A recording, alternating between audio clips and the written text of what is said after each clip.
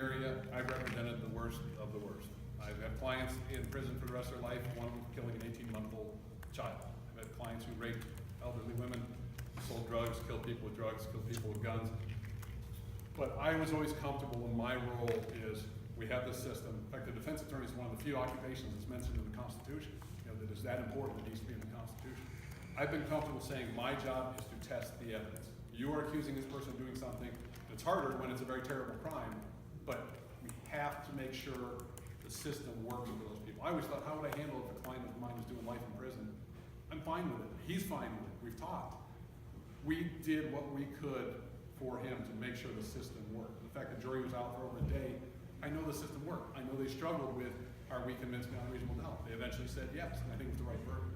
But I've always said when the whole world was trying to push someone off the cliff who was a bad person, I was really happy to be the one person standing there saying, hold on, let's just make sure we're doing this right. And if you convict them, then okay, we did our best. I don't invite my clients home. And after 22 years, I am a little wore out because I'm representing bad people, but I feel like I'm representing all of you too, because if the rules don't apply to them, they don't apply to us. If the Constitution doesn't apply to that guy they want to kick in his door because they're pretty sure he's selling drugs, then that means they can kick in our doors. And I've heard rumors about me, and rumors about you, and rumors get started. Our system says no, we don't act on that. We have to have proof. And before we take away someone's life or put them in prison for a very long time, I'm comfortable with a system that says this is how it has to work. And I liked my part in that system.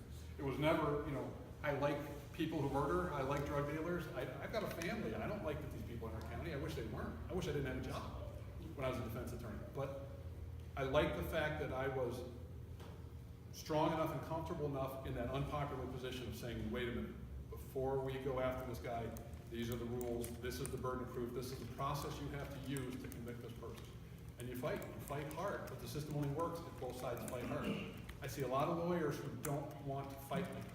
And they come in, you got my guy, what's the best deal, what do you give us? Okay, but as a judge, you can expect more of the attorneys in your courtroom. And, this is the evidence, and not for a defense, the same thing for prosecution. Well, this witness now says he didn't hit her, we're willing to give you disorderly conduct.